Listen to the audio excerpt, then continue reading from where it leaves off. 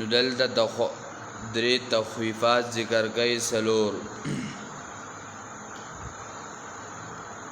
او دغه شانتی آیاتونه هغه سوره اعراف کې هم تیر شوي وو نهمه سپاره کې الله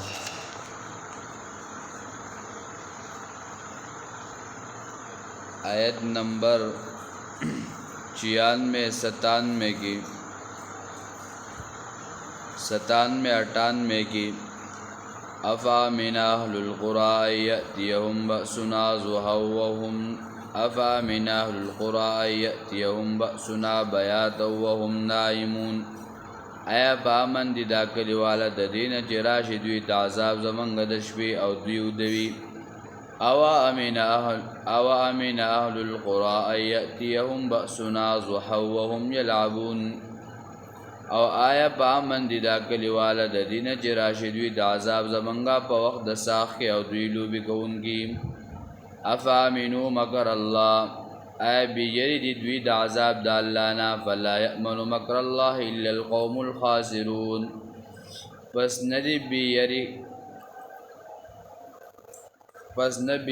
کیږي د عذاب د الله نه مگر قوم تاوان والا د دې مراد یعنی سخلق داسې بچا باندې څوک دباو واچي نو هغه دباو نه قبلې یو سیز ورته وی لکه دا کار دیشي نه دی بس هغه خپل کار جاری ساتي دغه په دباو او بدی کې ناراضي دغه شانتي آیاتونه سوره بنی اسرائیل کې هم ذکر شوي دي 67 او 68 کې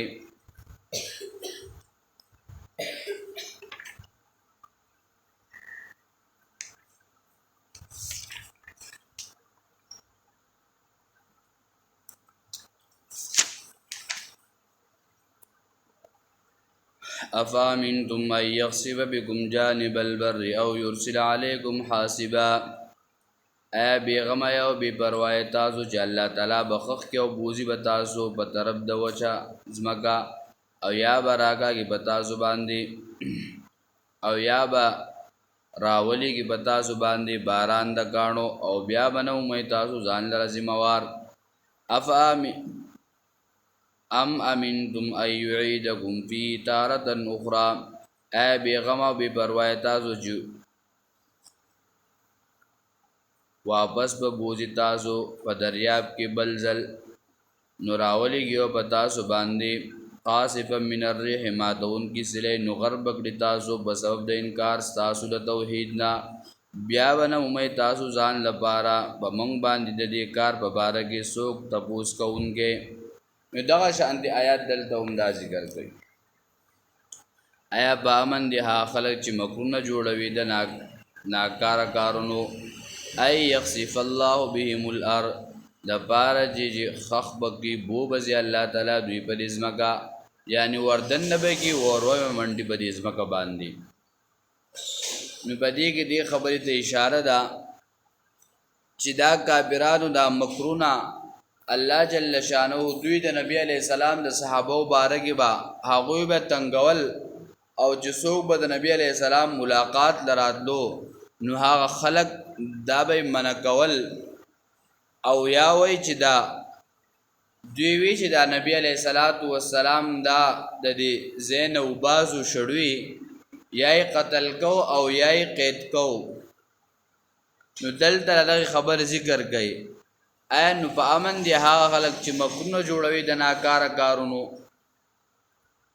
چې د الله مقابله کوي او گناهونه کوي نو الله تعالی بیا داسې خلق سګي هغه نسی ای یخسف الله بهم الارض نو ورمنډي او بزمک الله پاک دوی او دویم او یاتیهم العذاب او راوشي دوی ته عذاب من حيث لا يشعرون د داسې دینه چې دوی با نه پوهیږي دا نه چې بس د الله پاک عذاب دغه یو طریقه ده کله کله عذاب راولي د انسان پکور سړی پکور پریشانای کله کله په اولاد په وجه باندې کله د مال په وجه کله د سکون او اطمینان نراتلو په وجه باندې او کله کله په سړی باندې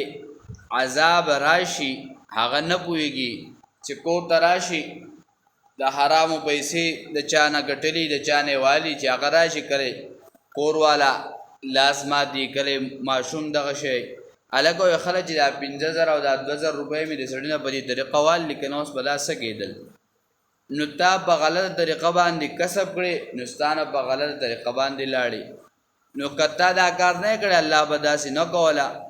نو داغه د غلط مال له کسب کولو په غلطه طریقه باندې اغستل بس هغه بیا لاړ شي نو سوجي دی الګ خلک دا 15000 او 2000 دا مې د پلان کې نه په دې طریقه والي دي نو وس کدا نه ما بس چل کو نو تا په غلط طریقه باندې کسب کړي نو په غلط طریقه بدله طریقه او بدیل نه شوي هغه لاړې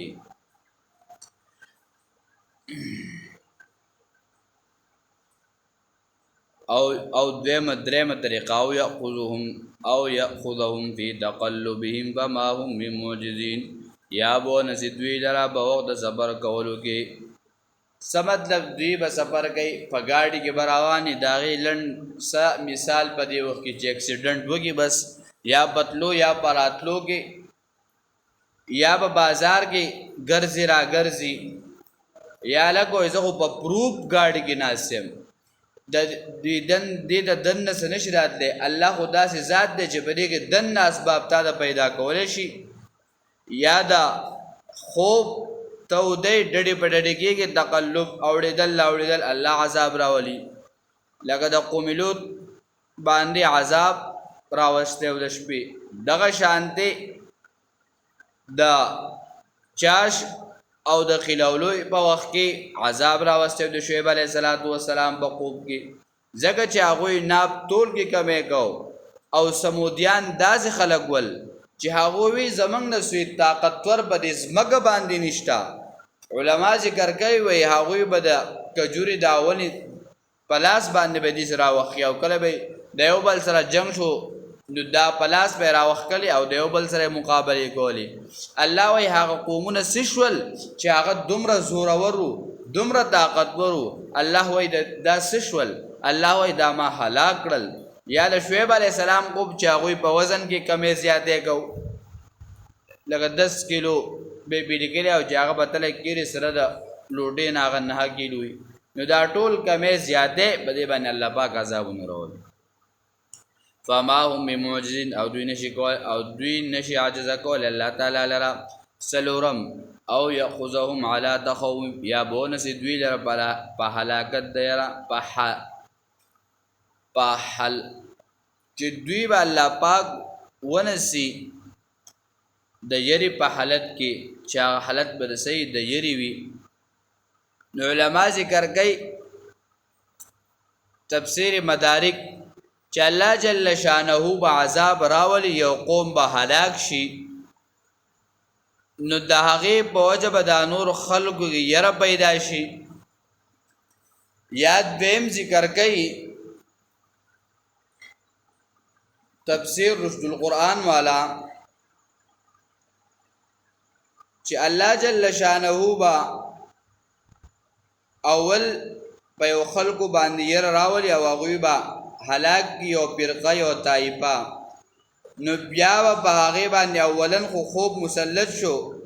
خو بیا په رسته هلاکت راوستو یا علا په معنا د معاصر ده